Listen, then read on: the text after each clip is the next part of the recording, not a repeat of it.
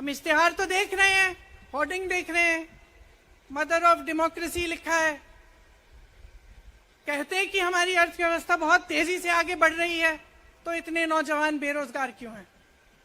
तो जहां जहां हम जाते हैं बेरोजगार नौजवान क्यों दिखते हैं? इतनी महंगाई क्यों है? इतनी महंगाई क्यों है? क्या आप इतने बड़े काम कर सकते हो लेकिन एक गैस सिलेंडर का दाम कम नहीं कर सकते? आप छोटे व्यापारियों की मदद नहीं कर सकते? आप रोजगार नहीं बनवा सकते? तो फिर आपकी सरकार किस काम की है? लोगों को दबाने के लिए है या अडानी जी को आगे बढ़ाने के लिए है? तो आज ये समय आ गया है कि हमें गंभीरता से सोचना पड़ेगा। ये सरकार पूरी कोशिश करती है कि आपका ध्यान भटकाया जाए।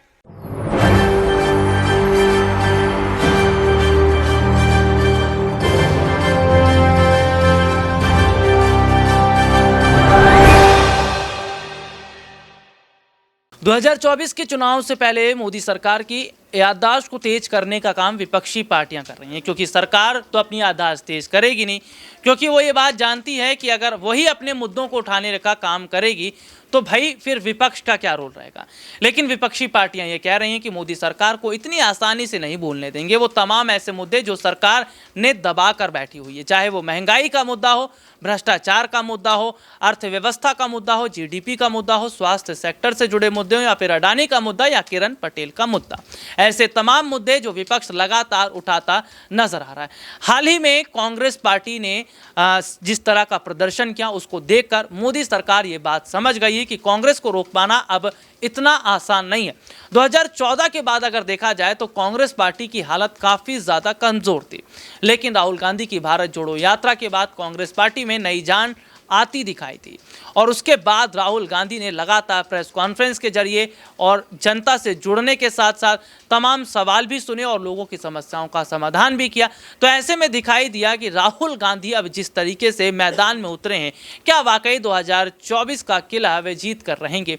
सत्ता पक्ष इधर तमाम तरीके का जो है अगर देखा जाए तो जिस तरीके से हम सत्ता पक्ष के लगातार देख रहे हैं कि रणनीतियां बनाती चली जा रही है विपक्षी पार्टियों पर छापे को लेकर, वहीं मोदी सरकार में एक के बाद एक घोटाले भी निकलकर सामने आए। अपने दर्शकों को एक एक करके कई ऐसी खबरें भी दिखाएंगे जिनमें विपक्षी पार्टियों के पास जो सबूत है उस पर आज सरकार का जवाब देना बनता ही नजर नहीं आ रहा है, क्योंकि सरकार के पास किसी सवाल का जवाब है ही नहीं।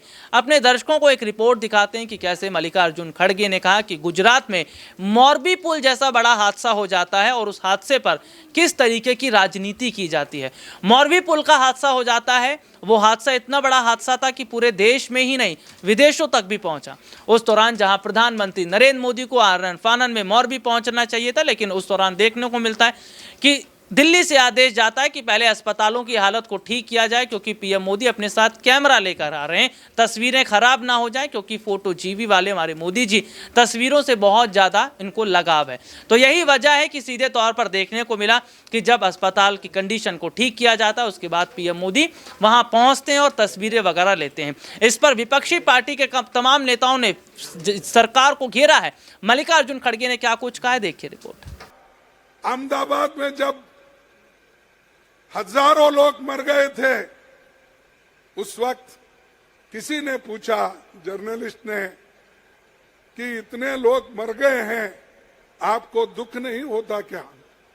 तब उन्होंने क्या कहा कि ड्राइवर तो मैं नहीं था, मैं बाजू में बैठा था, लेकिन ड्राइवर ने गलती से अगर किसी कुत्ते को मारा तो दुख तो जरूर होता है, लेकिन जनता को, लोगों को उन्होंने कुत्ता कहा। और ऐसा आदमी आज ओबीसी की बात करता है। अरे भाई, आप तो नीरव मोदी ओबीसी है, हाँ, मेहुल चौकसी ओबीसी है, ललित मोदी ओबीसी है। अरे ये तो देश का पैसा लूट के भाग गए।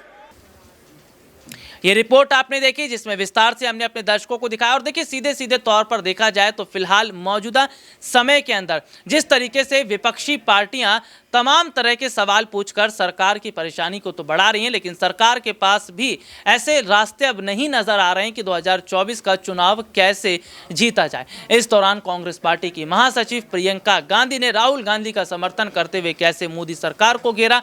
अडानी के मुद्दे पर भी वो बात करती नजर आई। देखिए रिपोर्ट। हमारे लिए रोजगार क्यों नहीं बनाए? लेकिन आज यही हक आपसे छीना जा रहा है और आपका ध्यान इधर उधर भटकाया जाता है और इतनी चीजों को फैलाया जाता है जो सच नहीं है, झूठों को फैलाया जाता है। आप सोचिए, राहुल गांधी दुनिया के सबसे बड़े जो शिक्षा के संस्थान है वहां से पढ़ के आए हैं। हार्वर्ड और कैम्ब्रिज की उनकी डिग्री है, लेकिन आप पर कोई मुकदमा नहीं होता, आपको 2 साल की कोई सजा नहीं मिलती, आपको जेल की सजा नहीं मिलती,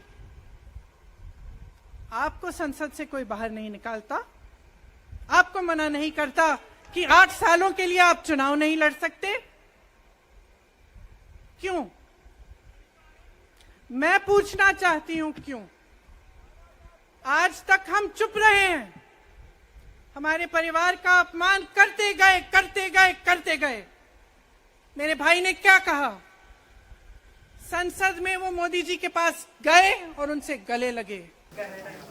ये रिपोर्ट आपने देखी जिसमें विस्तार से हमने अपने दर्शकों को दिखाया। हालांकि अगर बात करें तो कांग्रेस पार्टी का आज वो हर नेता, कांग्रेस पार्टी का हर वो प्रवक्ता मोदी सरकार से वो ऐसे सवाल पूछ रहा है जो आज सरकार कहीं ना कहीं लीपापोती करती नजर आ रही है।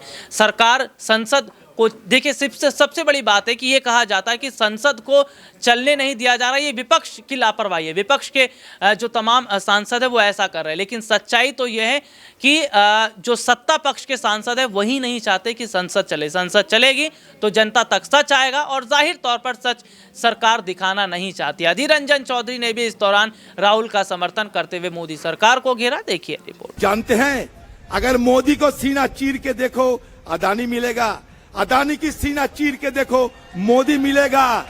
इसलिए हम लोग सदन के अंदर एक नया नारा तय कर लिए हैं, मोदानी मोदानी।